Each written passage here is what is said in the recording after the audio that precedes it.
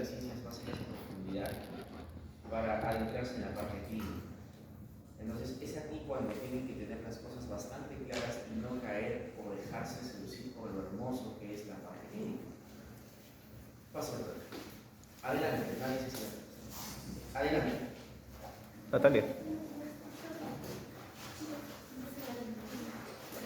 Si me escuchan atrás, ¿no? Igual voy a levantar la voz. Entonces, lo que a veces creemos, ¿sí?, es de que la clínica existe sin volver a las ciencias básicas. Error. Las ciencias básicas siempre están. Es más, nosotros tenemos que tratar de explicar idealmente cómo un signo existe desde el punto de vista fisiopatológico. Es decir, no podemos desligarnos de las ciencias básicas. Y cuando incluso yo paso visita a mis residentes, a mis internos, a mis externos, cuando se hace el pase de visita, tú tienes que tratar de fundamentar cuál es la explicación de que un síntoma se esté dando desde el punto de vista fisiopatológico, el mecanismo de acción, cuál es el problema que ocurre a nivel celular. Todo eso que ustedes han visto, por un momento chiquito, lo van a dejar de lado, entre comillas, para adentrarse en lo que es la parte clínica. Es en esencia lo que nos hace descubrir cómo una enfermedad se está desarrollando. Entonces, cuando llegue medicina interna el otro año, es ahí cuando de todas maneras tienen que volver otra vez a tratar de integrar los fundamentos que ustedes ya conocieron en los primeros años. Porque se supone que ustedes tienen que saber cómo es que se desarrolla la enfermedad, el mecanismo de la enfermedad. Si nosotros no tenemos eso claro, probablemente diagnostiquemos mal. Y en medicina, ¿qué es igual a diagnosticar mal? En el mejor de los casos, que sigas enfermo. En el peor de los casos, que muera. de que te mueras. Y en este hospital diariamente se muere bastante gente. Y se muere. No estoy hablando de que se enferma más, regresa a su casa. No, se muere. Y se mueren por malos diagnósticos. Entonces, ahorita, en este momento, están pasando visita internos de medicina que son parte de un grupo de estudiantes que cuando debieron llevar su biología, no pudieron hacerlo como quisieron por la pandemia. O sea, no pudieron tocar a un paciente en tercer año. Tenían que estar pendientes de las diapositivas de su doctor y si no se quedaban dormidos o no estaban haciendo otra cosa, habrán probado Dios sabe cómo. Entonces, la vida de mis pacientes en el piso depende ahorita de esos muchachos. Y probablemente todo lo que vayan a ver en el futuro, ¿qué tal? También dependan de esos muchachos. Chicos, adelante, por favor, no se maten. Doctor, ¿está a fondo? Adelante. ¿Sí? Entonces, lo que trato de decirles es que lo que ustedes están haciendo ahora, de alguna forma todavía es realmente buena suerte. En Estados Unidos no se puede tocar a un paciente de la misma forma que lo hacemos nosotros, porque todo está mucho más protocolizado. ¿Para qué? Para evitarle el daño al paciente. Incluso el daño psicológico, porque varios alumnos lo están examinando. Pero aquí al menos, generalmente tenemos todavía la buena fortuna de que el alumno de San Marcos siempre se le ve diferente, e incluso el paciente sabe eso y te dice, no, claro, puedes examinar. Entonces, chicos, si tienen esa oportunidad, ¿por qué no aprovechar? ¿No? ¿Por qué no aprovechar los casos? ¿Por qué no aprovechar y preguntarle un poco más al paciente? ¿Por qué no intentar venir cuando tengo el libro? ¿Por qué no hacerlo? ¿Por qué no hacerlo? Entonces, lo que quiero en esta pequeña parte que vamos a empezar esta clase importantísima, que probablemente no sé si yo voy a dar otra clase después, es de que traten de aprender de su paciente. Su paciente es el mejor libro. ¿Sí? Entonces, miren, este hospital, y no lo digo porque a mí se me ocurra, en verdad es el mejor hospital del país. Deberían intentar venir acá cuando vamos a internado, deberían intentar hacer acá la especialidad. Cuando alguien postula la especialidad, lo primero que se ocupa es revalidar. Entonces, siempre es afortunado de hacer su curso de semiología acá, sin desmerecer a otras grandes sedes. Yo hice en 2 de mayo y el Vice, pero a lo que voy es, chicos, es que tienen que intentar realmente poner de su parte lo más que puedan. Porque hay chicos que ahorita, como digo, están haciendo el internado y no han podido tener esa oportunidad que ahora ustedes tienen. ¿Y cuál es el problema? que la mayoría está esperando la imagen, ¿no? Está esperando la imagen. Doctor, hay que pedir un ecocardiograma para ver si el paciente tiene un derrame pericárdico. Y el paciente tiene una tremenda insuficiencia yugular con un signo de Kussmaul presente. Y el diagnóstico ya estaba ahí hecho. ¿Por qué tener que esperar la ecocardio para diagnosticar? Tal vez la pide para hacer una pericardiocentesis, ¿no? Pero ¿para qué esperar para el diagnóstico? Pues eso que ustedes van a leer en fisiología tienen que empezar a hacerlo desde ahora. Y no se preocupen porque no tienen que aprenderlo todo. Semiología se sigue aprendiendo el otro año en medicina interna, en su internado, cuando sean residentes. Si no son patólogos, porque van a ver por acá. Pero después sí, van a seguir aprendiendo, así que no se sientan mal, porque es mucha información. Pero lo mejor que pueden hacer es al menos saber cómo interrogar, saber cómo palpar. Esas cosas nunca se olvidan, nunca. ¿Sí? Así que traten de exigirle a sus docentes que traten de enseñarles esa metodología. Y si pueden venir un día que están libres y su docente lo permite, traten de venir a acompañarme a la visita, vengan un domingo, ganen, aprovechen esa experiencia. No va a haber otro momento después. Después cuando tengan sello, ya se lo van a hacer ustedes. ¿Sí? Entonces vamos a comenzar con la clase. La clase es una cosa muy importante. Bien, cuando hablamos de lo que es examen de abdomen, pelvis y genitales, ¿sí? Como se lo han mezclado en un solo tema, es porque idealmente esto lo van a ver otra vez cuando llegue el capítulo de gastro. Y la mejor forma de hacer una clase de examen de abdomen, ¿dónde creen que es? ¿Dónde crees que aprenderías mejor el examen de abdomen? Junto al paciente, ¿no? Junto al paciente, claro, evaluando. Porque voy a empezar a darles un montón de cosas que solamente voy a confiar en su abstracción, nada más. Y lo que ustedes, si ustedes están atentos, pues les digo, yo sé que desde el sueño creo que hayan enseñado y si no, como no tengo ningún problema.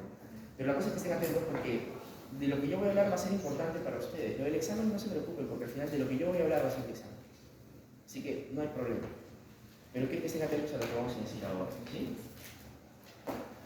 Vamos por el primer caso clínico. Atentos, por favor. ¿Sí? Van a evolucionar hasta 4 años más o menos y van a empezar a tratar de hacer diagnósticos. ¿Sí? A ver. Paciente varón de 46 años con historia de litiasis vesicular de larga data. Acude a la emergencia por historia de 2 horas de dolor hipocólico en epigastrio que se irradia a la región interescapular asociado a náuseas y vómitos biliosos en 2 oportunidades. Al momento el paciente refiere que el dolor abdominal tiene una intensidad de 9/10. Entonces, obviamente esta historia es demasiado cortita, ¿no? Porque debería ser mucho más plagada, pero en la emergencia no le hace preguntar si le puse el té o el café, o la religión. Tal vez sí, la religión tal vez sí. Pero, en este caso, en este primer caso, ¿quién puede tener una idea de a qué me apunta el dolor? A ver, a lo que voy es. Son 4 casos clínicos que les he traído. ¿Sí?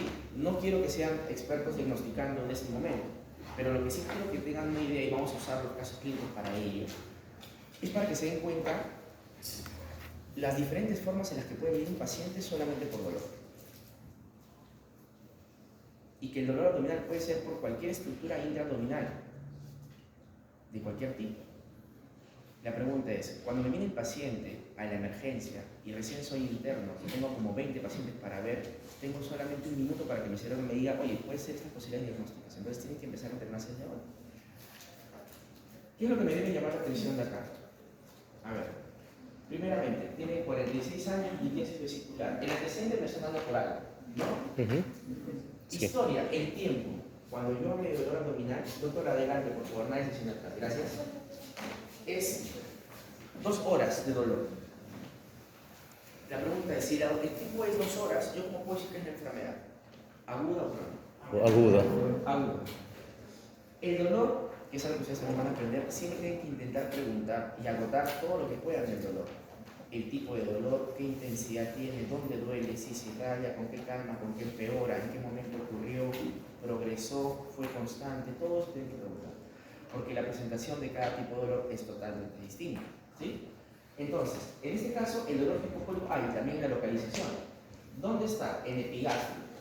Y se está irradiando hacia la región interescapular. Y aparte se asocia también con otros síntomas, como náuseas, vómitos biliosos que sean 2 oportunidades. El dolor abdominal que refiere el paciente no dice después si aumentó o no tanto, pero llegó a ser 9/10. Esta forma de presentación, ¿alguien me puede decir qué sospechan de diagnóstico? ¿Será una pancreatitis aguda? Una pancreatitis aguda, ¿qué tal? ¿Qué tal? Pasen, por favor. Sí, acá hay asientos libres. Gracias. Sí, así es. Esta presentación clínica es de la pancreatitis aguda. ¿Sí? Entonces, lo que ustedes tienen que aprender en semiología es, claro, a ver.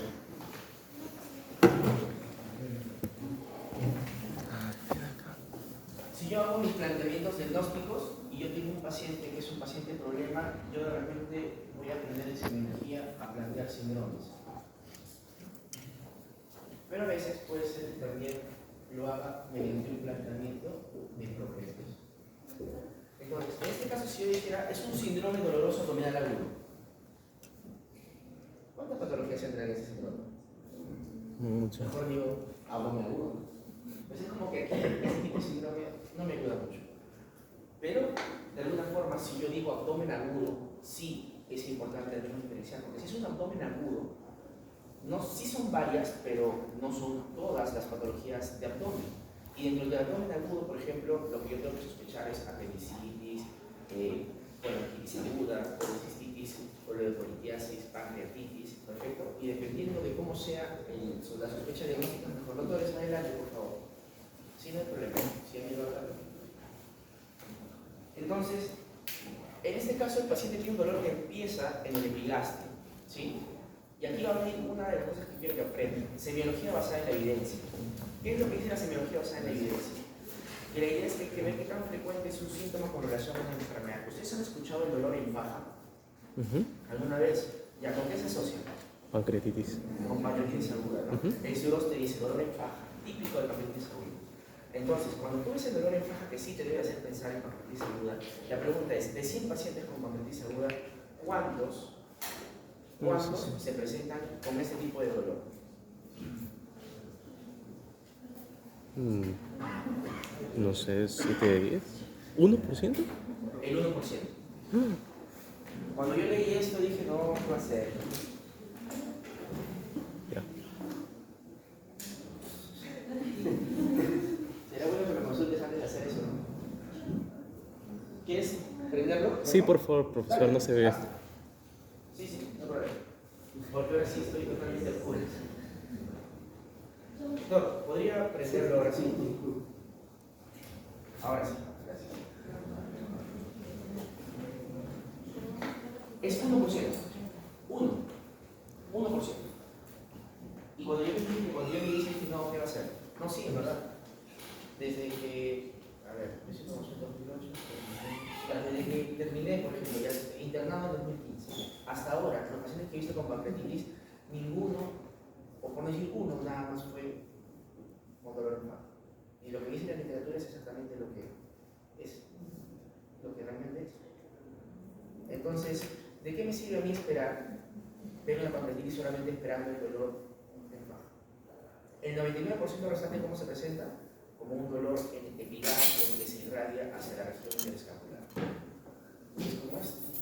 ¿Es la única sospecha diagnóstica? No, no es la única sospecha diagnóstica. También existen otras posibilidades. Pero entonces a eso voy, con que ustedes también idealmente deberían tener un conocimiento de lo que existe como semiología basada en evidencia, que lamentablemente en los cursos no lo a veces profundizamos. Porque a mí me interesa ver qué tan frecuente es un síndrome, ¿no? Y qué tan posible es que cuando yo veo un paciente con ese síndrome tenga la enfermedad, ¿no? Entonces, si yo veo a un paciente con esta presentación, una de mis sospechas va a ser pancreatitis aguda. ¿Será la única? No, porque la sensibilidad, eso lo van a aprender en epidemiología si es que no lo han llevado todavía, o en estadística, ¿sí? Es que obviamente de los 100 pacientes, 99 lo hacen, pero uno no lo hará. Una alta sensibilidad, pero la especificidad ¿cómo es? Baja. Muy baja. Porque si la especificidad fuera muy alta, probablemente sería la única patología que lo presenta. ¿Sí? Sí. Entonces, si ustedes más bien ven a un paciente con un dolor intenso que se va desde el ombligo hacia atrás, como en faja, con náuseas y vómitos, una intensidad que progresa en pocas horas, ¿en qué van a sospechar en primer lugar? O decir pancreatitis. Porque en Porque este caso están con la suerte de que justamente les tocó el síntoma más específico. es de faja. ¿Sí? Pero cuando venga con un dolor aquí, van a igual a pensar en pancreatitis, pero no pueden descartar las otras patologías. ¿De acuerdo? Entonces, esto es lo que yo quiero que ustedes recuerden con esto. Primero caso, ¿qué es lo que tendrías que hacer con este paciente? Al momento de la palpación, hacerle una evaluación, como vamos a hablar después en el epigastrio. El paciente va a tener un dolor muy intenso, te va a decir que si en realidad es la parte interescapular. No vas a encontrar mayor cosa más que simplemente la palpación del dolor. Después vamos a ver otros signos que pueden encontrar ustedes en lo que antes se llamaba como pancreatitis hemorrágica, pero que muchas veces queda de libro, no siempre se tiene, porque el diagnóstico cuando ya se hace de forma oportuna, no es tan frecuente ver el signo de Cullen o de Grey Duck, ¿sí? Entonces, sí, quizás sería bueno que alguien esté atrás, porque voy a tener que estar apagando y prendiendo el luz. No sé si alguien me puede apoyar por eso. De repente, ¿quién? Doctora, gracias. Gracias, Natalia. Gracias. Entonces, en este caso, ya tienen a este paciente que viene por una pancreatitis aguda. ¿Sí? Hay que hidratarlo, no se opera, se espera que se desinflame. Y más, le están dando el dato, ¿no? Litiasis vesicular, porque la principal causa de una pancreatitis aguda es la etiología biliar. Cálculos biliares, ¿no? Cuando una persona consume grasa, la grasa justamente estimula que una hormona llamada policistoquinina de la constricción de la vesícula biliar. La bilis sale, pero no sale sola, pero sale con cálculos. Y si es microlitiasis, va a ir hacia el Wilson Y lo obstruye. y se empieza a digerir el protoguantes, ¿no? Ahora vamos con la siguiente. Paciente varón de 68 años con antecedentes de fibrilación molecular, hipertensión arterial y diabetes. Wow. Inicia de forma súbita, dolor intenso 10/10 en mesogastria que no se irradia, acompañado de náuseas y vómitos biliosos. Pregunta, ¿tiene dolor? Sí. ¿Náuseas? Sí. ¿Vómitos? Exactamente lo mismo que el anterior. ¿Qué es lo que cambia? La ubicación. Pero vamos desde antes, ¿ah? La edad. La edad. Y los antecedentes.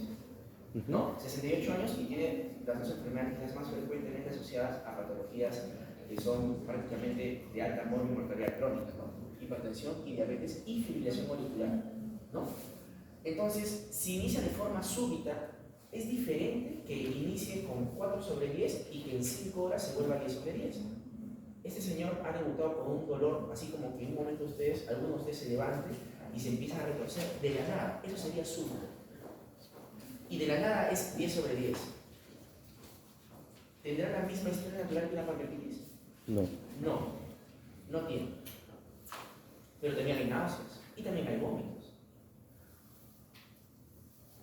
¿Alguien se le ocurre qué podría ser? No tienen que saberlo, todavía van a aprenderlo el otro año, pero, doctora. ¿Un paro cardíaco podría ser? El paro cardíaco, el paciente va a tener una pérdida de conciencia, no va a tener pulso y no va a sentir nada, pero le agradezco mucho por su comentario. Tal vez se refiere a un infarto, que es diferente a un paro. Y vamos a ver justamente que en este caso, lo importante con respecto al anterior diagnóstico es de que también vamos a darnos cuenta que muchos dolores en epigastrio no necesariamente son de abdomen. Si un paciente tiene un infarto o un miocardio de cara inferior, va a tener un dolor que puede acercarse a un dolor en epigastrio. ¿Y qué pasaría si encima es diabético? El diabético tiene pérdida de la sensibilidad. Sí. Entonces, de repente, el paciente tiene un dolor medio molesto que lo confunde de repente con una gastritis y se está infartando. Entonces, es importante también ver los antecedentes por eso. Pero aquí no. Es súbito, 10/10. ¿Alguien tiene alguna idea? La doctora se animó a dar y me parece genial. ¿Alguien tiene alguna idea? ¿Sí? Es una rotura de aneurisma a nivel de la arteria abdominal. Ya, por ejemplo, a nivel de la aorta abdominal ha habido una disección de la aorta. Eso es un muy buen diferencial diagnóstico. ¿Por qué? Porque generalmente la disección de aorta es súbito. Es bastante doloroso. El paciente siente que le han desgarrado y es como si dice eso, es un dolor desgarrante hacia adentro, como si le hubieran clavado un cuchillo. Es un dolor muy intenso. Perfecto, es un muy buen diferencial diagnóstico. ¿Otro más? ¿Podría ser una apendicitis aguda en sus inicios? Muy bien, la apendicitis aguda, existe justamente una cronología que se llama la cronología de Murphy. ¿Qué consiste eso? Cuando lleven cirugía general van a aprender que el paciente que empieza con apendicitis aguda empieza a tener un dolor en el epigastrio y conforme pasa el tiempo va dirigiéndose hacia la fosa ilíaca derecha. ¿Y por qué? Porque en este caso, cuando empieza a haber la inflamación a nivel apendicular, primero existe una estimulación por irradiación a nivel del ganglio solar o del ganglio celíaco, que después, cuando ya empieza a aumentar la inflamación, se hace ya más local y migra hacia el lugar donde está la inflamación. Entonces, muchos pacientes con apendicitis aguda pueden comenzar su dolor aquí.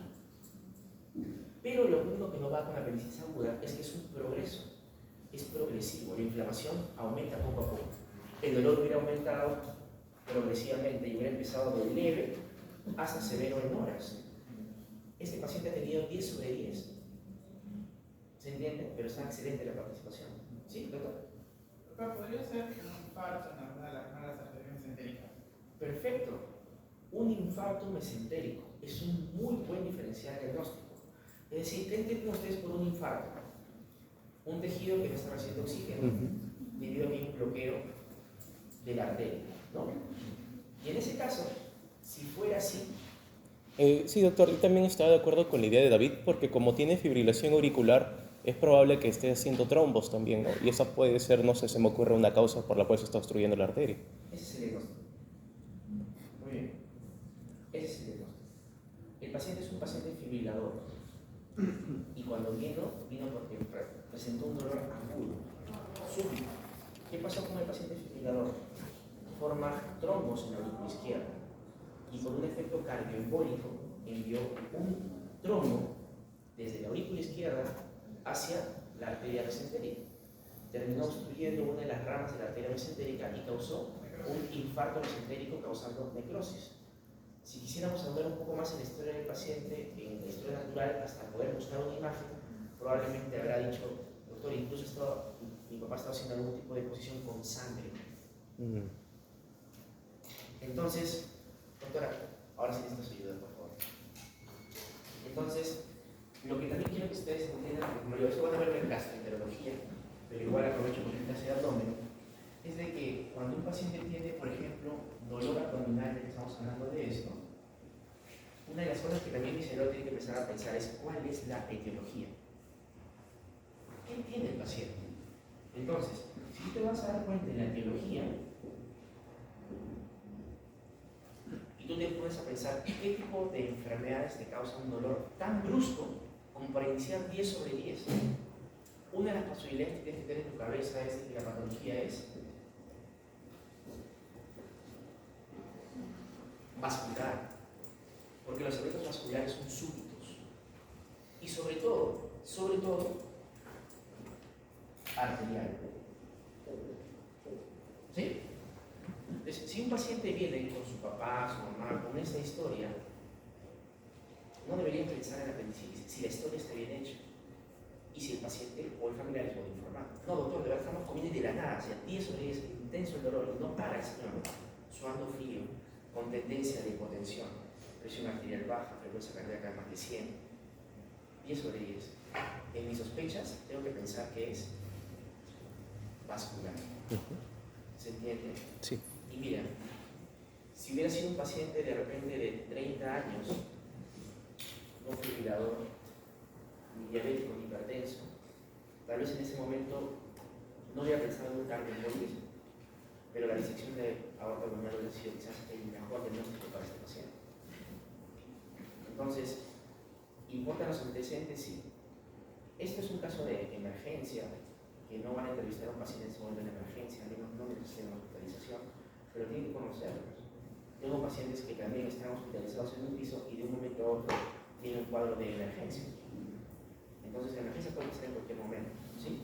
Después vamos a hablar de repente un poco más en tiempo acerca de los problemas que son por problema venoso, que también te da un dolor intenso pero no es tan súbito.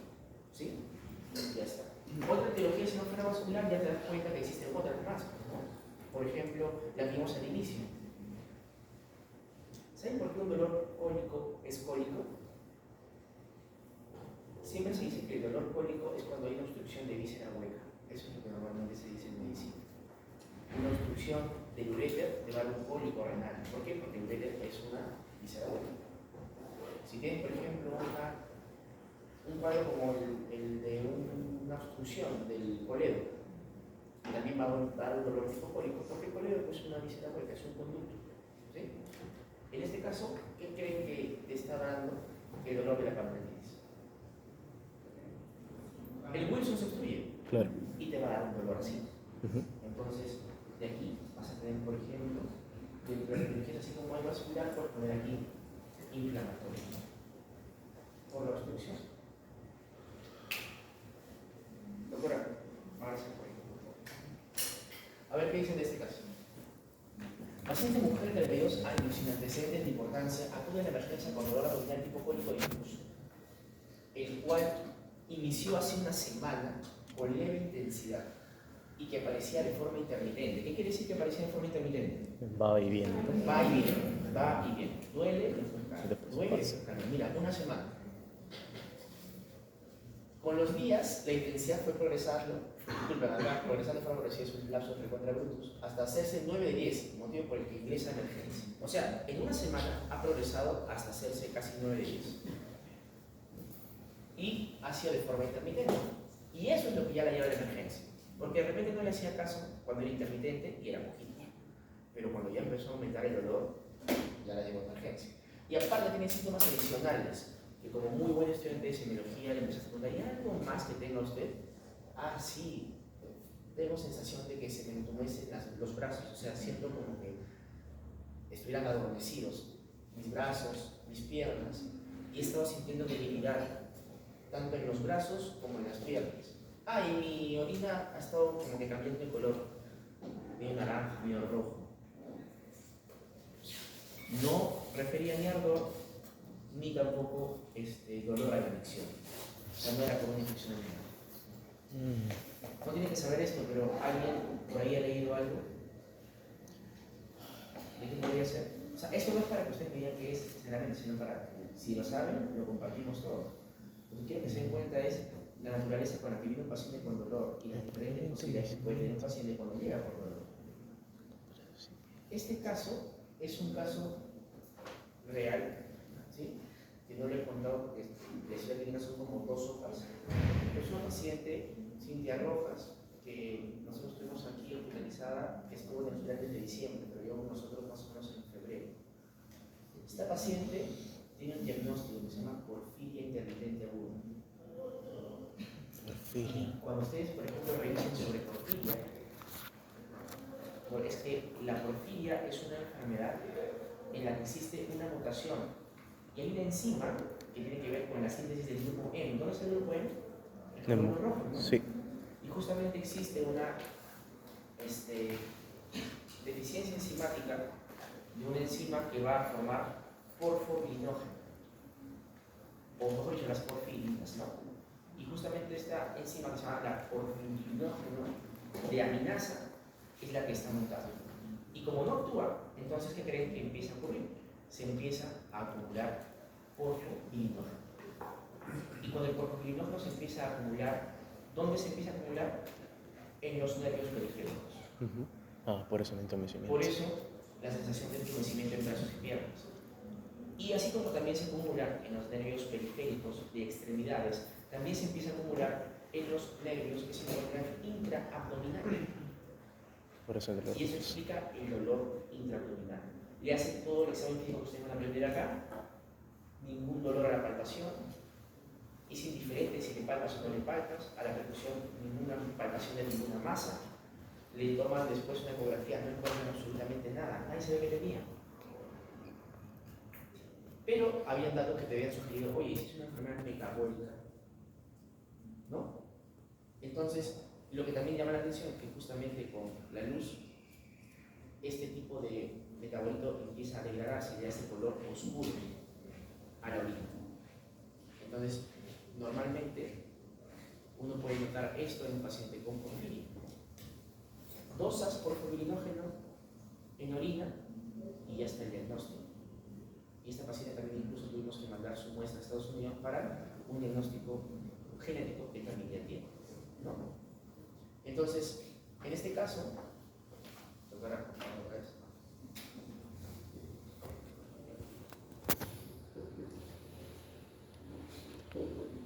Metabólico. Eso no es amargo, chicos. No voy a hacer clase de apendicitis, algo así. O sea, voy a lo que quiero que empiecen ustedes a tener en cuenta que tienen que romper su paradigma. El paciente con dolor abdominal puede venir con cualquiera de esas etiologías y decir, este paciente ha sido por un origen metabólico. Y clásicamente la porfiria es un paciente que tiene dolor intermitente, cólico, no sabe referir bien el paciente, medio sordo, y se presenta así, intermitente. Y se empiezan a añadir otros datos que recién prestamos atención. Y cuando dicen entumecimiento de piernas, brazos, cambio la producción de orina, hoy no será porfiria. Y eso es importante porque los pacientes con porfiria pueden tener ataques agudos que hagan, obviamente, que tengan sus problemas con respecto a ellos. ¿Sí? Entonces, no voy a hacer una clase de esto porque no es la idea, así que vamos a la siguiente. Paciente mujer, 62 años y antecedentes de importancia, tiene historia de síntomas y dolor abdominal intermitente, en epigastrio asociado a llenura precoz, plenitud gástrica y baja de peso, aproximadamente 10 kilos en 3 meses. Acude a emergencia por deposiciones negras y sueltas de olor fétido. Vamos haciendo un super resumen de semiología, ustedes van a llevar esto en gastro. Pero a lo que voy es 72 años, ¿no? ¿Qué más? 5 meses. 5 meses, crónico. Es intermitente. Y miren, esto es una teriada que ustedes van a aprender después. Baja de peso, llenura precoz y plenitud gástrica. ¿Qué entienden ustedes por llenura precoz? ¿Come poco y se llena? Como poco y bien. Y plenitud gástrica. Le preguntas al paciente, señor, usted por ejemplo, si no come durante el día, ¿tiene hambre? No, pero si no como, me siento como si hubiera comido. La verdad es como que ya me siento como satisfecho. Esa sensación de estar lleno sin haber comido se llama plenitud gástrica. ¿Cuál sería el diagnóstico? Cáncer gástrico. Cáncer gástrico. Por la sangre. Baja de peso, llenura precoz y plenitud gástrica. ¿Y bajo ¿Siempre mucho? se cumple? No, no siempre.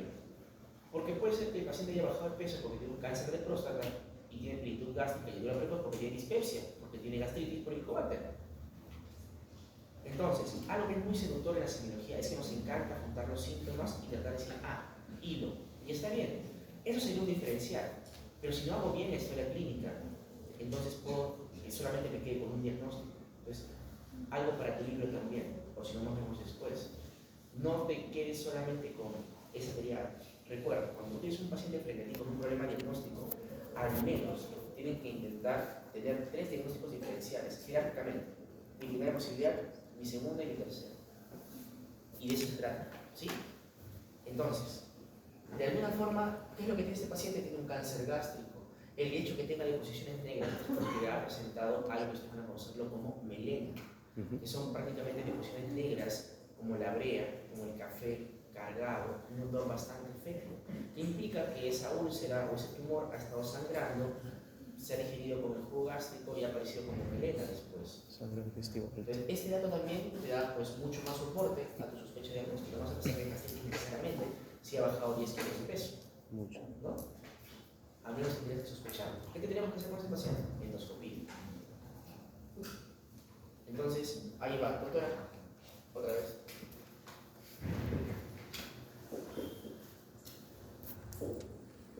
Moral. Ahora, no tengo 1000 casos, solo son 4. Pero con esto, por ejemplo, ¿qué otras cosas puedo tener en cuenta? Un dolor también que sea muy intenso, sumamente intenso, podría ser, por ejemplo, una paciente lúpica que tiene una vasculitis intestinal. O sea, también tienes etiología ¿Autoinmune? autoinmune.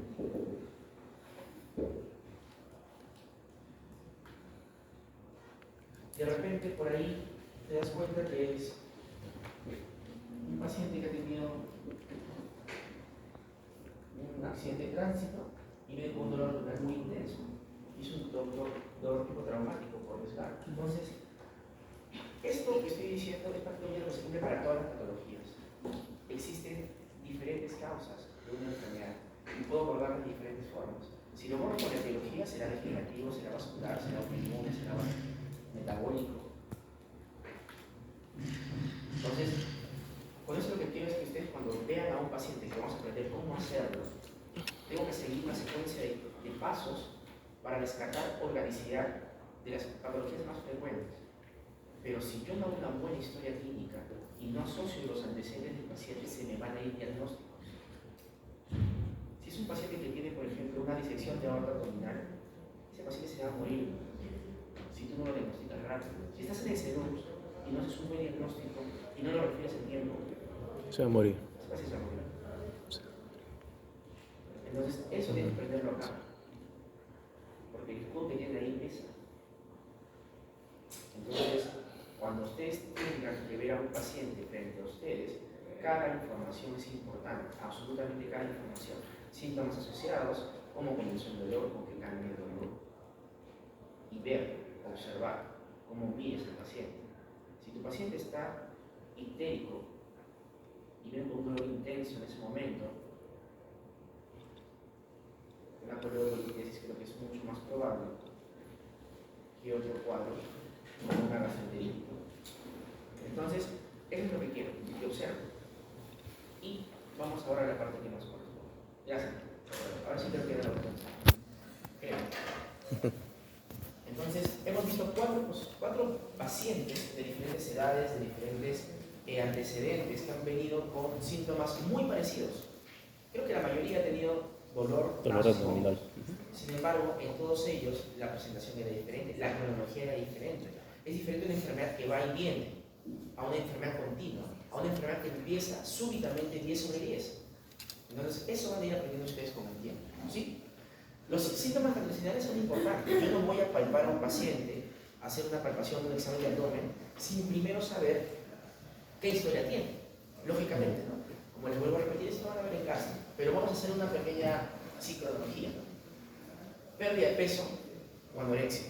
Si yo tengo un paciente que tiene pérdida de peso o no tiene mucho apetito, anorexia, es muy posible que en mi cabeza entre un problema tumoral, una neoplasia, como parte de la patología. Pero siempre, no siempre. Si tienes un paciente, por ejemplo, que tiene, los 5 meses he bajado 10 kilos y estoy con un dolor abdominal intermitente, medio que me molesta, y lo que sí es que tengo diarrea. 5 meses de diarrea. Y 10 kilos. Es mucho. ¿Cáncer? Puede ser una posibilidad diagnóstica. Probablemente sí. Otra posibilidad diagnóstica. ¿Colitis? ¿Ah? Síndrome de mala absorción. Es una muy buena posibilidad diagnóstica, ¿no? Podría ser una pancreatitis crónica. Claro. Si el paciente es alcohólico. Otra. ¿Una colitis ulcerosa? ¿Puede ser? Una colitis ulcerosa va más con rectorragia. Una enfermedad de Crohn podría quizás ser un poco más enfermedad de probable. Crohn. Tuberculosis. Tuberculosis, el lugar más frecuente de tuberculosis intestinal es el ilio. Y recuerden que los pacientes con tuberculosis, no importa si es de pulmón, de pericardio, de útero, de ojo, de mama, de donde quieras, la triada casi siempre está presente. Fiebre, baja de peso, sudoración nocturna. Esa triada no es solamente de tuberculosis pulmonar, es de cualquier forma de tuberculosis. A veces no hacen fiebre, a veces no hacen sudoración, a veces solamente bajan de peso. Entonces también puede ser tranquilamente la presentación de una TB intestinal, TB a nivel del ilio.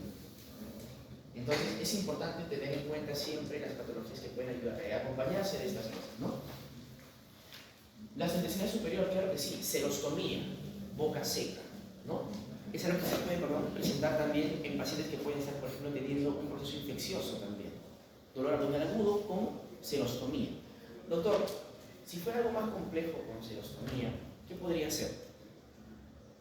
Ya solamente para que puedan ver un poco lo complejo que puede a veces ser un paciente que tenga un dolor abdominal intermitente. Un dolor abdominal intermitente con boca seca, algo que ustedes van a aprender cuando lleguen a reumatología, un síndrome de Sjögren. Cierto, Sjögren. Ojo seco, ¿no?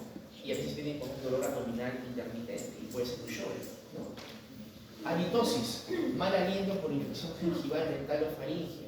Si un paciente tiene un dolor de epigastrio muy intenso y tiene halitosis, hay pacientes que pueden tener un defecto de la faringe y tienen un divertículo de Schenker. A veces se acompaña también incluso de una hernia hiatral que les cause el dolor. Entonces, los síntomas gastrointestinales, que no voy a ponerme a hablar de todos, tienen siempre que estar presentes y preguntarse. Ahora, en semiología y en medicina en general hay algo bastante claro. Si yo no conozco algo, probablemente ¿qué? No lo voy pregunte. a preguntar. Claro. Entonces, no esperen, como también le digo a mis internos todo el tiempo, no esperen que el paciente te empiece a decir, ya doctor, mire, venga, te voy a contar, tengo halitosis y también tengo celostomía. Ah, también tuve rectorragias en el libro. Ellos no te van a decir eso. Hay que preguntar. Tú tienes que preguntar. Y te dicen, ah, ¿verdad, doctor? Sí, sí. Porque el paciente a veces no ve que eso es lo más importante. Viene porque le duele el abdomen y dijo, ah, sí, doctor, tengo hematuria hace 4 días. Entonces, ustedes son los que van a considerar qué es importante realmente para el paciente, porque el paciente no necesariamente lo va a ver de esa forma. Entonces, todos los síntomas que ustedes van a encontrar, tanto a nivel gastrointestinal superior, desde la dispepsia, que lo van a ver después ustedes en semiología gastrointestinal, o también inferior, sobre todo los hábitos defecatorios, deposiciones líquidas, estreñimiento. Por ejemplo, si un paciente viene porque digo, doctor, tengo diarrea, ya perfecto, tienes diarrea, pero la diarrea es continua o va y diarrea con estreñimiento, diarrea con estreñimiento, sí, doctor, diarrea con estreñimiento, diarrea con estreñimiento, y tuve fiebre hace unos 6 días, y tengo fiebre, diarrea, estreñimiento, y ahorita ya tengo un dolor que no aguanto, y está aquí, en la fosa ilíaca derecha, y tú dices, ah, apendicitis aguda, pero una semana, Con y diarrea. con cambios en el defecatorio, y ya un dolor 10 sobre 10, ¿qué tenía este paciente? Tifoidea, ya tenía una perforación intestinal, que precisamente es la complicación por la que está llegando.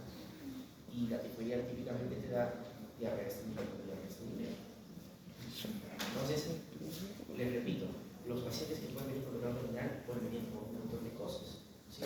Entonces, si en el examen les pregunto cualquiera de estas preguntas que estoy haciendo, lo van a poder contestar bien, porque de alguna forma la idea es que ustedes reconozcan que es importante tener en cuenta estos signos y estos síntomas en los pacientes, ¿no? Ah, ¿y qué decir con la ictericia, no? La ictericia es un dato clínico bastante orientativo, y vamos a darnos cuenta ahora que hagamos la parte de la palpación del abdomen, o sea, en la parte de la diapositiva de palpación, cuánto incluso la parte ictericia nos puede ayudar mucho para poder orientar algunos diagnósticos. Pero por ejemplo, hematoquesia. Hematoquesia también te da un dato muy importante. Diferente es hematoquesia que rectorragia. Mientras que la rectorragia es solamente sangrado, la hematoquesia es sangre alrededor de las heces, inmersa en las heces. También te hace pensar en el origen del sangrado. La rectorragia probablemente recto o la parte colon inferior. Hematoquesia, de hecho, que viene de la parte más superior del colon, donde se empiezan a formar las heces. Entonces, dependiendo de dónde también tengas tú la característica del sangrado, vas a poder saber dónde puede estar la realización del problema. Y así, los síntomas gastrointestinales en cuanto al examen de abdomen son importantísimos. No de frente nos vayamos a tocar sin primero preguntar al paciente. No solo hay que preguntar por el tema del abdomen, como vuelvo a repetir, hay que también hacer preguntas con respecto a otros ámbitos también. Entonces, si ustedes se dan cuenta, la exploración gastrointestinal no solamente depende de lo que hay en el abdomen. Tengo que ver todo, al paciente totalmente, por todos lados. Miren, observación general. Claro, el paciente ha perdido de peso. ¿Ustedes han visto la región temporal de los pacientes que tienen cáncer? Aquí, toques esta parte. Está llenita, ¿no? Si no está llena, preocúpate. ¿Sí? Esos pacientes que ustedes van a ver con muy baja de peso, van a darse cuenta que esta parte no la tienen casi. Está totalmente, digamos así, hipotrófica, porque eso es un músculo, el músculo temporal, que después en pacientes que están con una pérdida catabólica muy importante, van a empezar a perderlo. Entonces, hay que ver si el paciente realmente tiene baja de peso o no, solamente observando nada más. No tiene ni siquiera bolas de Bichat, porque está bastante desnutrido. Hay fiebre, hay atrofia muscular o no en los pacientes. Para pacientes, por ejemplo, con porfiria, que han tenido un problema de dolor intermitente, también poder ver alteraciones a nivel nervioso, como dijimos, puede ser importante. Otro, las manos, hay que observar bastante las manos. ¿Por qué? Las acropaquias, ¿alguien sabe lo que son? Uñas en palillos de tambor. Dedos con uñas en vidrio de reloj, dedos en palillos de tambor, ¿verdad? que ustedes van a aprender que se ve mucho, por ejemplo, en pacientes con fibrosis quística, pacientes con EPOC. Ahora, en un libro que se llama Green Book, van a darse cuenta que el primer capítulo son acropaquias. 3 o 4 hojas solamente para acropaquias. Hay un montón de patologías en acropaquias, de las cuales el 80-85% son causas pulmonares y cardíacas. Y por ejemplo, de las otras 15%, del otro 15%, una de ellas también es de causa hepática. Hay pacientes cirróticos que pueden tener acropaquias. Entonces es bueno siempre ver coilonychia, que es las uñas planas. Eso sería coilonychia, una uña plana. Se ve por ejemplo en pacientes con ferropenia. Y la forma más frecuente en la que pierde hierro un paciente adulto es por pérdidas sanguíneas gastrointestinales. Si yo veo que un paciente me dice de llenura precoz, plenipogástrica, baja de peso, veo sus uñas y tiene las uñas totalmente planas, entonces, no sé, keilitis, van a ver en las comisuras labiales que está más o menos como descamativo, como inflamado. Le veo la lengua inflamada y roja, glositis. De papilado. O sea, todos son signos de ferropenia, piel seca. Cabello quebradito. Ferropenia, con estos 3 signos, entonces, con más razón, está perdiendo sangre y probablemente sea por un cáncer gástrico. Y no tienes que siquiera que tomarle un examen auxiliar, todo solamente es preguntando y viendo. El pulso y la presión arterial, con el paciente que estuvimos hablando, por ejemplo, 10/10, la presión probablemente en un paciente que tenga un infarto mesentérico por un cardioembolismo de una fibrilación auricular o por una disección de aorta abdominal, ¿cómo creen que va a ser la presión? Va a caer. ¿Y cómo creen que va a ser la frecuencia cardíaca? Debería subir. Claro, porque si hay una disminución de la presión arterial, Sube la frecuencia. resistencia vascular periférica tiene que aumentar. Entonces, si yo veo un paciente con 120 de cardíaca, 70-50 de presión arterial, un dolor que empezó hace 5 minutos, 10/10 y súbito, eso es arterial de todas maneras, ¿no? Y aquí más, pues, ¿no? Ictericia, palidez en la piel, en la boca y todo lo que hemos visto más. Ganglios también. Enfermedad ganglionar. Es importante ver eso también, ¿no? Si a los que les dije, por ejemplo, de esa triada para cáncer gástrico, le veo un ganglio en región suprapelvicular izquierda. Mal de bicho. El ganglio de bicho, aparte de emocionarte, te darás cuenta lamentablemente que ya no podrás hacer nada con ese paciente, ¿no? Porque ya es metastásico. La idea sería verlo antes de que pase esto. Entonces, esto de acá, que ustedes ven en los cuadernos abdominales, que probablemente ustedes se lo sepan de memoria, es parte de lo que es la escuela francesa. Los gringos son más prácticos y lo dividen solamente en 4 cuadrantes. Pero aún así, los libros americanos ahora han tomado esta de acá. ¿Por qué? Porque la idea de tomar los cuadrantes es más o menos que aproximarnos a qué. ¿Para qué yo hago eso? Topográficamente, ¿para qué divido los cuadrantes? Porque lógicamente si yo tengo un dolor en un cuadrante, ¿en qué creen que me va a relacionar? Con los órganos que están. Con los órganos que se encuentran ahí. ¿Siempre? No, porque existe el dolor referido. Un paciente puede estar dolor en el hombro izquierdo, dolor en el hombro derecho, 2 días de dolor en el hombro derecho, hipo. Y al final se va, ¿por qué creen? ¿Por el dolor? No, se va por el hipo. Doctor, tengo mucho hipo, no sé qué hacer. Entonces, lo que hace el doctor en San Marcos, agarra su celular, entra a ChatGPT, tratamiento para el hipo. Y le salen como 13 fármacos y empiezas a darle. El paciente viene por lo mismo. Y de repente, ¡pum!, fiebre. Y ahora tiene fiebre. A ver, ChatGPT, fiebre, hipo y dolor en el hombro derecho. ¿Qué es lo que no vio el paciente? ¿O qué es lo que no vio el médico? Si tiene un paciente hipo constante y tiene un dolor en el hombro derecho, por ejemplo, uno tiene que pensar en una sobreestimulación del nervio frénico, porque el nervio frénico también se irradia hacia el hombro. Y si hace fiebre, ¿qué es lo que ha pasado? Este paciente ha tenido un absceso hepático, agrandó la cápsula de Gleason que se encuentra en la superficie del hígado, y eso hizo que se comprima tu freno. Entonces, es muy importante que también se den cuenta que es posible que en el estudio del paciente tú lo veas con un solo síntoma, 1 o 2. Pasan 2 días y se agrega un síntoma más. Pasa otro día más y de repente se agrega otro síntoma más. Entonces, es importante que se den cuenta también que la historia clínica la haces muy bien un día, pero se puede siempre modificar. ¿Sí? Entonces, cuadrados abdominales, epigastrio, miren, no voy a poner acá ahorita a decir de qué línea, pero entiendan que es la línea media clavicular izquierda y derecha, ¿estamos? Hipocondrio derecho, prácticamente la acción subcostal, perfecto, que va aquí. Y divide epigastrio, hipocondrio derecho, hipocondrio izquierdo. Mesogastrio, flanco derecho a flanco izquierdo. Fósilica derecha, que tiene con la espina cándida superior derecha, y a su vez con la izquierda tenemos fósilica izquierda, fósilica derecha e hipogastrio. Entonces, cuando el paciente dice, doctor, tengo un dolor abdominal intenso, yo te dije, ¿no? Que cuando tienes un dolor puede ser varias patologías, al momento de que yo haga mi examen de abdomen, voy a poder saber, dependiendo dónde le duele a mi paciente, qué es lo que voy a darme cuenta. ¿Dónde podría ser el problema? ¿Perfecto? ¿Dónde va a ser el problema del paciente? Si yo tengo un dolor intenso en hipocondrio derecho, tipo cólico, después de una comida copiosa, y encima tomé alcohol, Hepático, ¿no? Estoy a punto de ganar la semana y me pongo a tomar. ¿Qué va a pasar? Más probable con el hígado, ¿no? O la vesícula. Hígado. Pero el hígado probablemente no va a doler así nomás, a menos que haya una inflamación que probablemente sea crónica. En hepatitis, por ejemplo, el dolor abdominal ocurre justamente por eso. Hay una pequeña hepatomegalia, distiendes el Gleason y te causa dolor.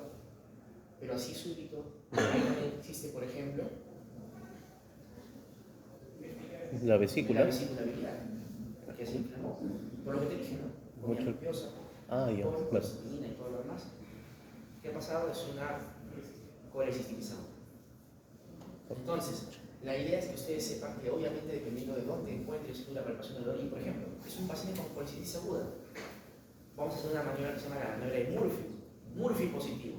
Eso lo van a aprender en cirugía también, no sé.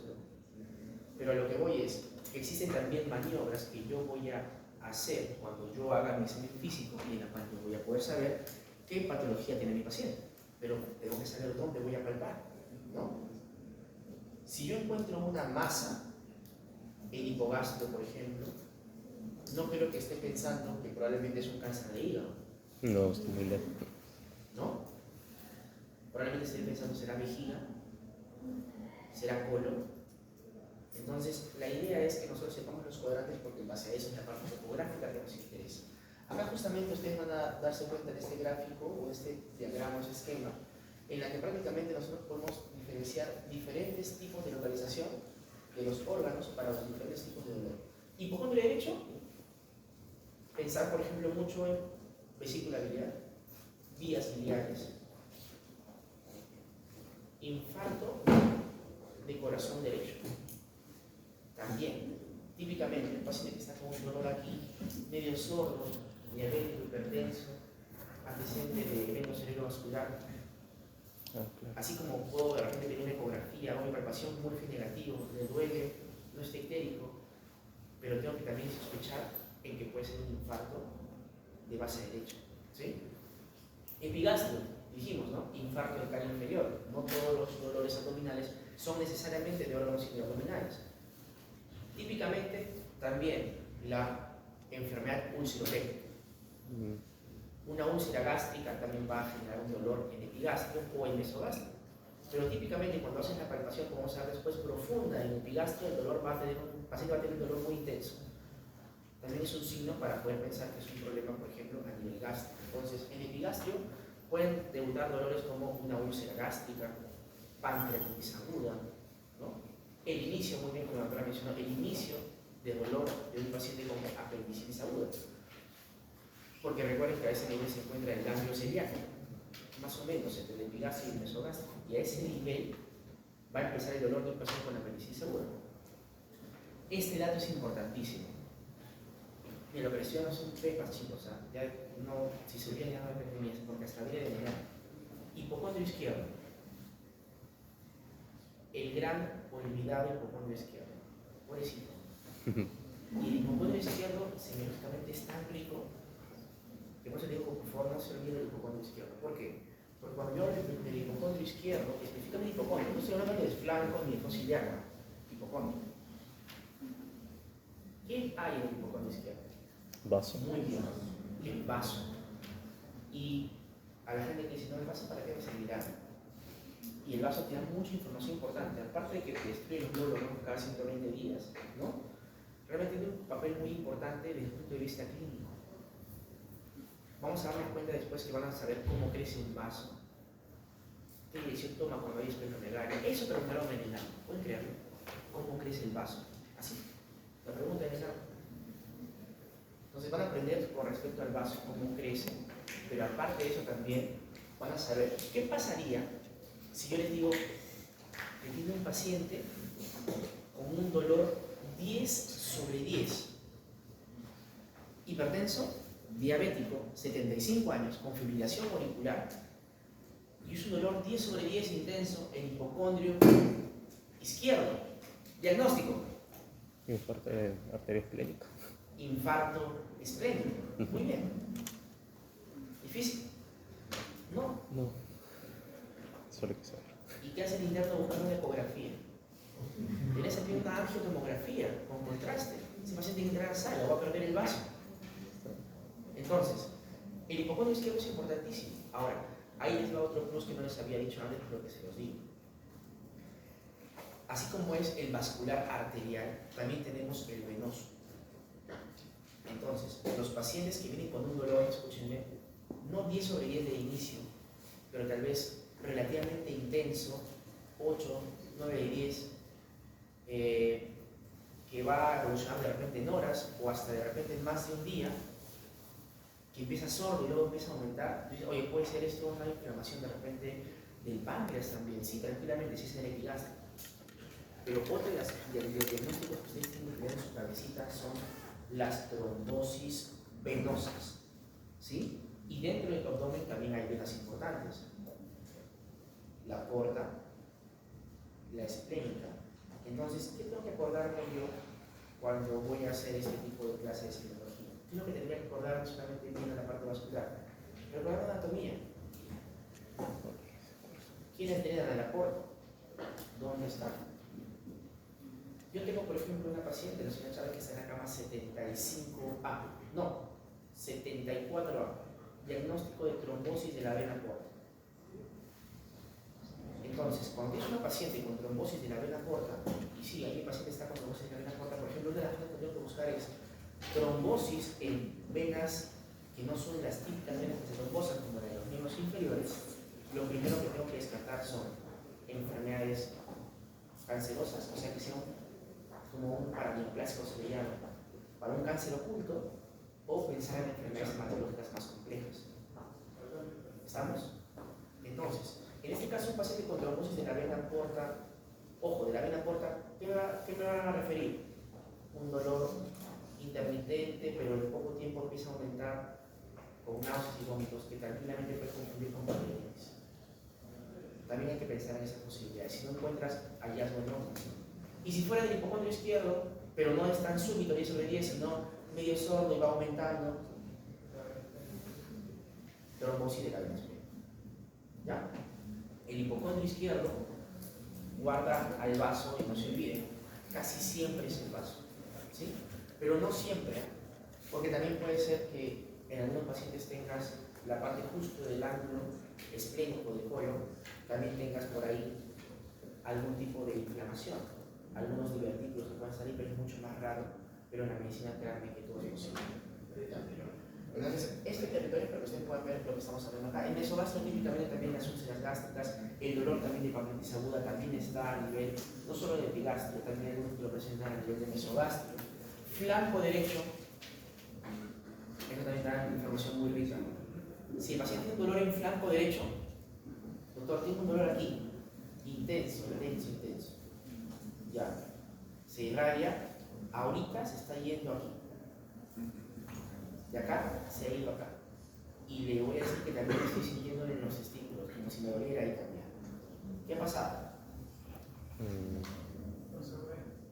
¿Ah? El paciente tiene un cálculo ureteral. Claro, Y lo que está haciendo es el recorrido del cálculo desde el ureter, porque a este nivel está más o menos riñón, hacia la vejiga. hacia la vejiga.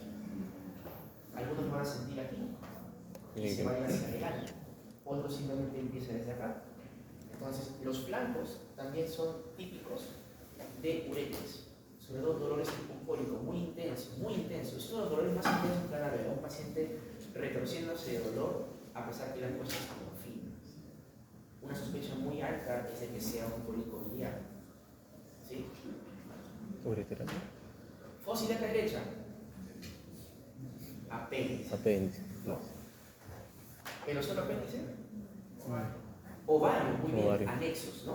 Ujú. Ovario derecho. Ya toda la patología ginecológica van a tener gine, ¿no? Vista peligroso, embarazo tópico, ¿no? Por eso es importante también preguntar el FUR, la fecha de última regla, a una mujer en edad fértil, ¿no? Hipogastrio, puede ser también vejiga, ¿no? Fósil X izquierda, igualito también, anexos, y sobre todo aquí, en fósil X izquierda, lo que se conoce como apendicitis izquierda. Ah, diverticulitis. Diverticulitis, ojo, la diverticulitis es diferente a hablar de diverticulosis, porque la diverticulosis es tener que divertículos en el colon. Ujú. Cuando se inflama. O sea, si tú haces una colonoscopia y encuentran divertículos, y por eso estaba sangrando, el paciente tuvo una hemorragia digestiva baja porque sangraron sus divertículos. Eso es diverticulosis.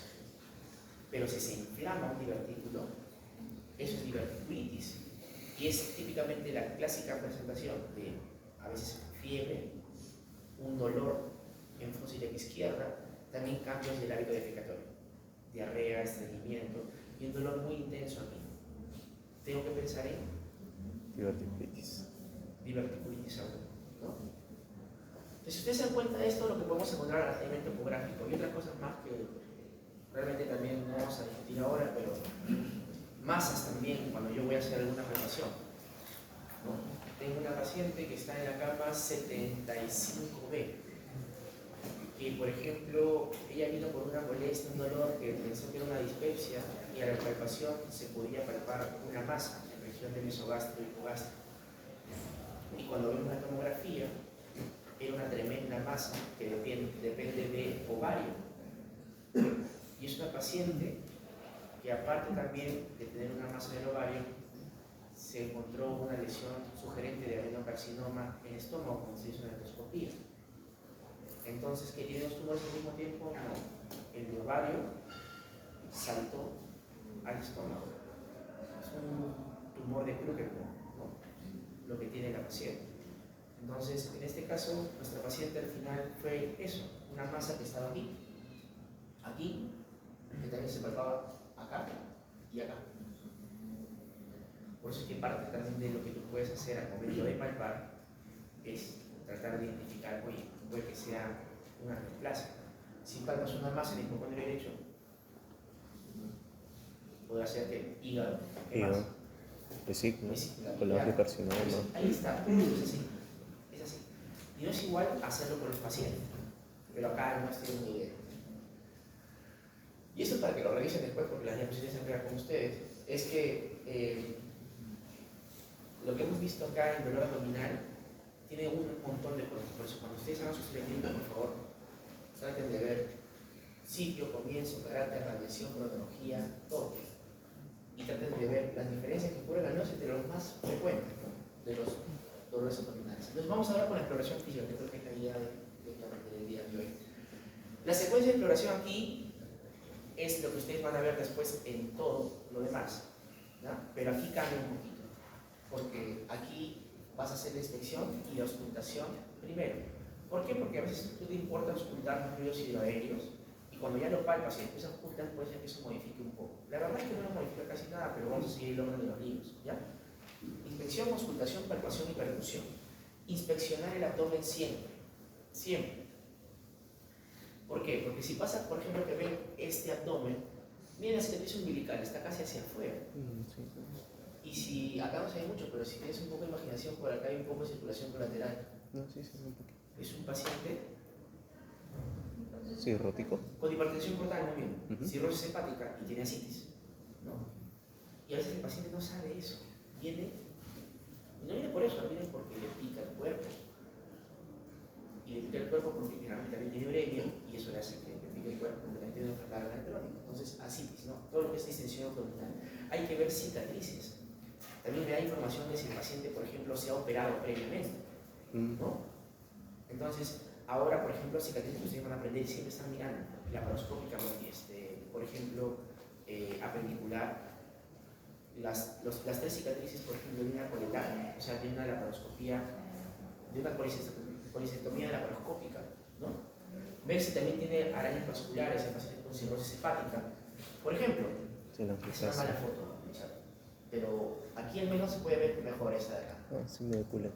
Eso es el signo de Cullen, ¿sí? En la que te das cuenta que es como una equimosis periumbilical, que se ve, por ejemplo, en pacientes con pancreatitis aguda severa, que antes se le llamaba hemorrágica, ¿sí?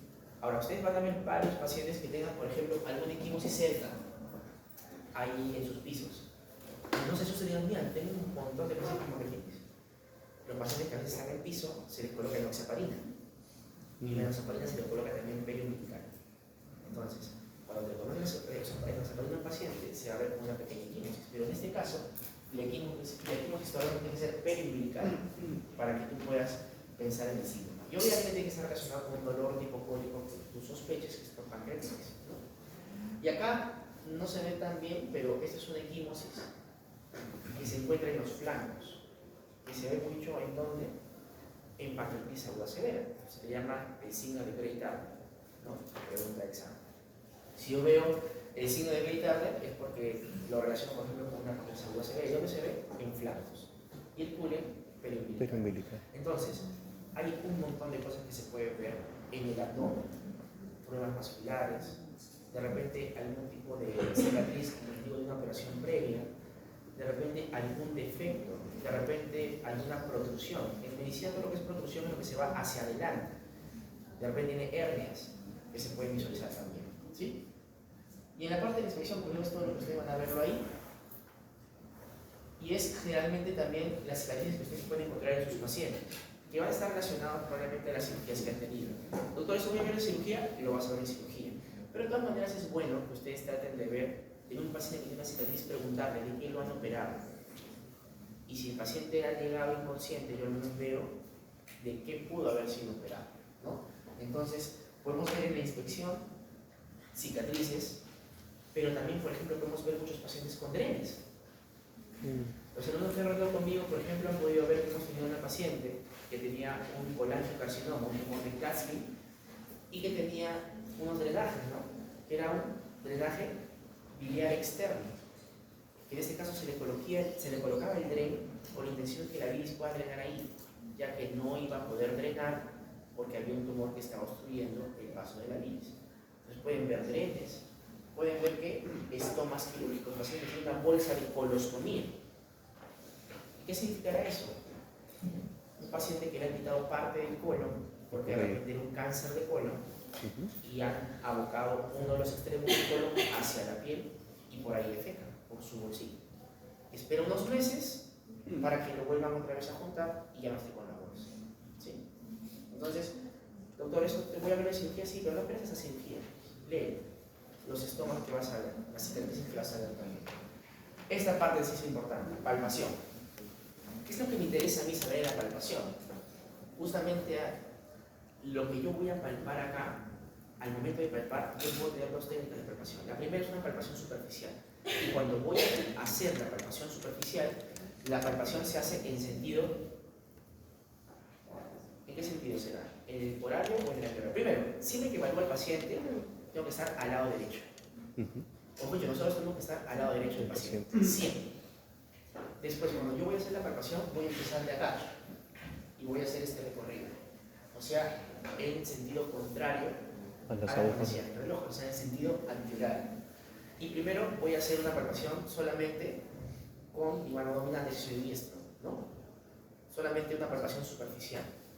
Después puedo regresar otra vez profunda y bimanual, para tratar ya incluso de poder palpar algunas cosas cuando yo haga la palpación.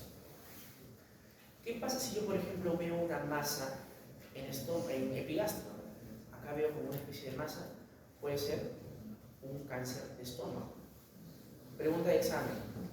Paciente que viene con ictericia tipo verdínica, o sea, una color medio petróleo, por obstrucción biliar aparentemente, que viene con una masa que tú palpas en el hipocondrio derecho. Y lo palpas y el paciente le pregunta, señor, ¿le duele? No, no me duele, ¿por qué me duele? Ah, tiene como una pelota ahí.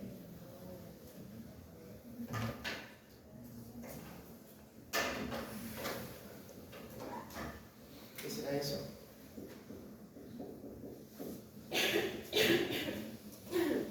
Signo de Courvoisier, sí. ¿Lo has escuchado? Courvoisier. El signo de Courvoisier-Terrier, ¿lo han escuchado? No leí. Ya, el signo de Courvoisier-Terrier, que es el nombre todo feo francés, o sea, muy largo, ¿no? El signo de Courvoisier-Terrier es un signo que se grafica como la palpación de la vesícula biliar indolora en un paciente con ictericia. Entonces, ¿qué me está reflejando una vesícula que se está palpando? Que hay una obstrucción en algún camino de la vía biliar extrínseca. Pero generalmente maligna. Y como obstruyes, la bilis empieza por el globo a aumentar el flujo hacia arriba y hace de que la vesícula pueda palparse. Esto generalmente es un signo que me refleja ¿qué? Obstrucción maligna. Maligna de la vía Biliar. biliar.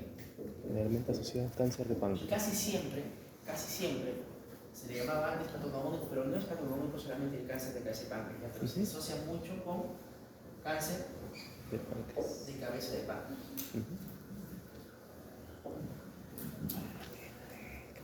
¿No?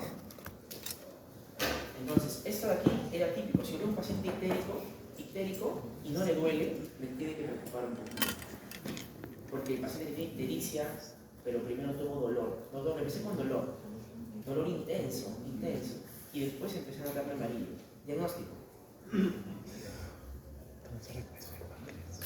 Diagnóstico. Un cálculo en el colédoco. Se encontró un cálculo en el colédoco y lo primero por lo que me causa es dolor. Pero como ha obstruido mi colédoco, con el pasar de los minutos y las horas, ¿qué me va a causar? Ictericia. Pero ¿qué pasa si más bien yo tengo un paciente que empieza ictérico y casi sin dolor? Ictericia, sin dolor, me debe preocupar. Quiere decir que algo está subiendo en mi colédoco, por ejemplo, o mi vía biliar, pero que ha sido progresivo y lento, por eso casi no le causa dolor. Y cuando yo palpo la vesícula biliar, no le va a doler porque el problema no está en la vesícula. Puede que la obstrucción esté más abajo, pero el aumento de la presión a nivel de la vía biliar de forma retrógrada es lo que va a hacer que la vesícula crezca. Por eso, vuelvo a repetir, el signo de Courvoisier-Terrier es la palpación indolora de la vesícula biliar en el hipocondrio derecho, secundario a una obstrucción biliar maligna probablemente. O sea, puede ser un colangiocarcinoma que de repente esté justo en la desembocadura del duodeno, sí, puede ser. Pero la mayoría de veces es cáncer de cabeza de páncreas. ¿Sí? Gracias.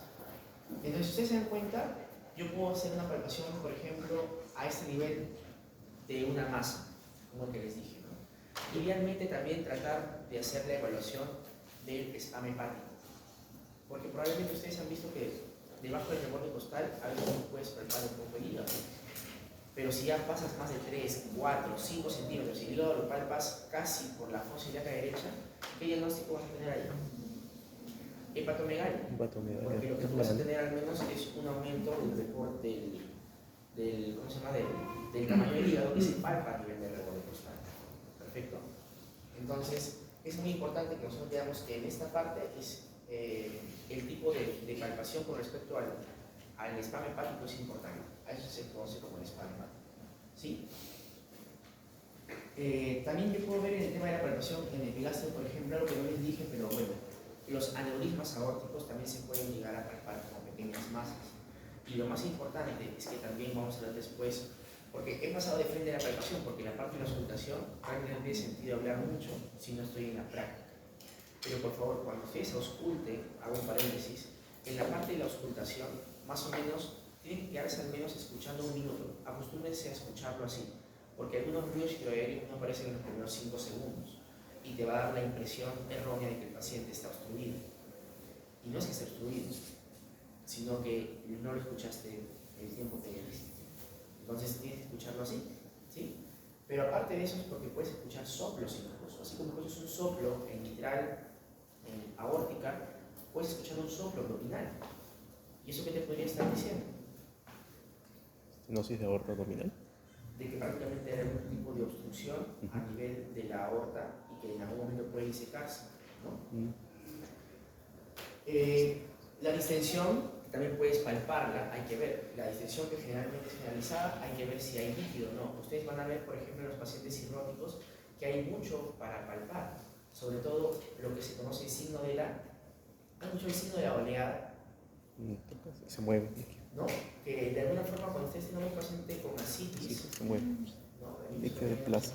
Hay una paciente que tiene ascitis y tú vas a hacer lo que se conoce como el signo de la oleada, en la cual el paciente, lo primero que vas a hacer es, si yo por ejemplo hago el signo de la oleada es la parte de la percusión, pero también lo puedes hacer con la palpación, que vas a poder incluso determinar dónde está el líquido. Vamos a dejar para la parte de percusión, ¿ya?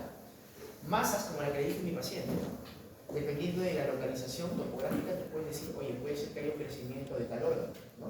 Lo puedes encontrar, por ejemplo, en pacientes que tienen un cáncer de colon. Acá también te dice la literatura que puedes, por ejemplo, en fosa ilíaca derecha puedes encontrar un absceso apendicular, que bueno, en este caso si es que fuera un paciente con apendicitis aguda. En pacientes con enfermedad de Crohn también puedes encontrar cierto grado de colecciones. Y sobre todo a nivel izquierdo existe, por ejemplo, el crecimiento también del vaso. Y lo vamos a ver en las siguientes diapositivas, ¿ya? Entonces, la idea es que en base a lo que hemos visto, las alteraciones palpables en la palpación, donde tú encuentres dolor, donde palpas, es porque probablemente hay una inflamación en ese órgano, pero no siempre. Por eso va a depender mucho de la clínica. Si yo tengo dolor a la palpación en mesogastro, puede ser estómago, puede ser páncreas, ¿no? Puede ser intestino, ¿sí? Si tengo un dolor a la palpación por ejemplo, fosa ilíaca derecha, puede ser apéndice. Entonces, la idea que hemos estado viendo a nivel topográfico al inicio es para que sepan que cuando hacen la palpación a ese nivel, probablemente hay una inflamación de ese órgano. Y obviamente tienen esta relación topográfica para que ustedes puedan ver qué es lo que se puede encontrar, ¿sí? Entonces, chicos, el crecimiento del hígado también es importante, tiene muchos diferenciales para poder pensar en qué patologías yo voy a encontrar hepatomegalia, ¿no? Y puede ser desde problemas cancerosos. ¿Qué pasa si yo encuentro un crecimiento del hígado, lo palpo por 4 o 5 centímetros por debajo del reborde costal, pero lo palpo como que duro, petrio, neoplasia? Si veo un borde rojo, que se le llama siempre cuando es un crecimiento pero sin esa contextura pétrea, o sea que es como no dura, entonces simplemente es un crecimiento del tamaño del hígado, pero no por una neoplasia. Entonces depende mucho cómo ustedes hacen la palpación. Causas de hepatomegalia, bueno, neoplasias malignas, enfermedad hepática crónica, o cirrosis hepática. Al inicio de la cirrosis se empieza con un crecimiento del hígado y que en la fase final ya se hace pequeño, ¿no? Eso sí, muy importante, cuando ustedes escuchen hepatomegalia y encima esplenomegalia, o sea, en la hepatoesplenomegalia, tienen que hacerlos pensar en una afección también del sistema retículo endotelial. Y cuando yo les hable del sistema retículo endotelial, ¿de quiénes hablo? De los órganos que se encargan de hacer ¿qué? La hematopoiesis. En algún momento tu hígado producía glóbulos rojos, cuando era superior, ¿no?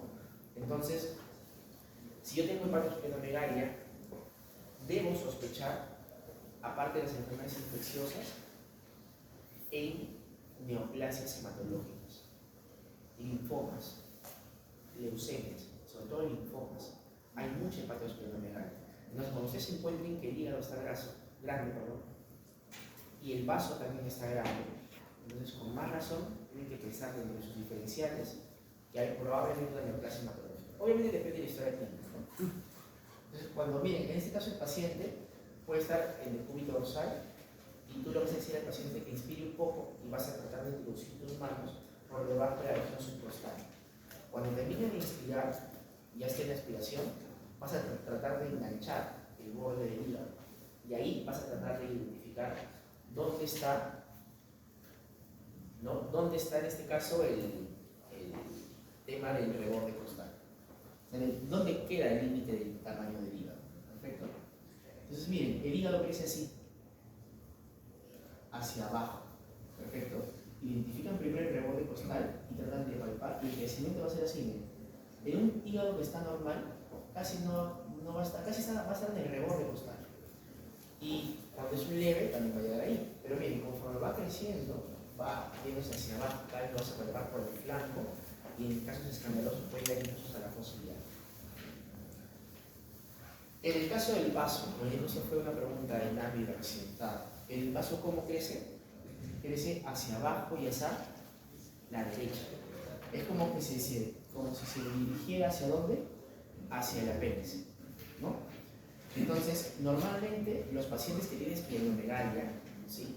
Aparte de palpar el hígado en esta dirección, ¿perfecto?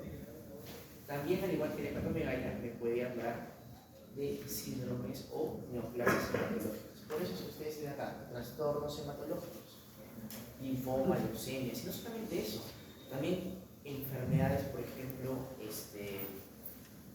¿han escuchado ustedes errores innatos del metabolismo? Cuando llegaron bioquímica, que ya se olvidaron, ¿se acuerdan? Una enfermedad que se llama enfermedad de Gaucher.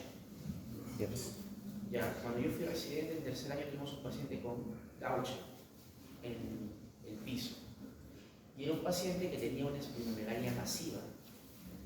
Las patologías, por ejemplo, que son de depósito, suelen dar hepatomegalia y también suelen dar esplenomegalia. Y, por ejemplo, esta enfermedad de Gaucher tiene una esplenomegalia masiva. ¿Y dónde creen que van a palpar el hígado a veces? Por el ombligo. Claro. Por la fosa ilíaca derecha. ¿Por qué? Porque el crecimiento es así, ¿no? Entonces, ustedes se van a dar cuenta que es importante también saber en qué dirección crece el hígado, porque vas a confundir con una masa. Pero, poco a poco te entrenas y lo confirmas con una imagen. O sea, tampoco eres un dios que dice, esto es el hígado, estoy seguro, ¿no? Te puedes equivocar. Pero si lo sospechas, al momento de pedir un examen, va a tener relación. Si no lo sabes, oye, ¿qué hace acá el vaso? ¿Está bien? ¿Por qué el vaso va a estar por acá? Sí, crece así, ¿no? Otras afectaciones reumatológicas también, ¿no? Bueno, esto es algo ya más complejo. La artritis reumatoidea tiene una teoría que se llama el síndrome de Felty, que se caracteriza por neutropenia, esplenomegalia y artritis reumatoidea. ¿Ya?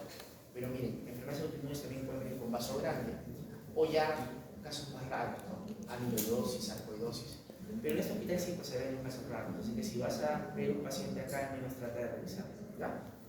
Entonces, miren, el vaso se palpa de la misma forma, pero del lado izquierdo. Y tratas de hacerlo de la misma manera, ayudando de la percusión, por eso vamos a llegar ahí, y siempre recordando que crece hacia el lado derecho y hacia abajo.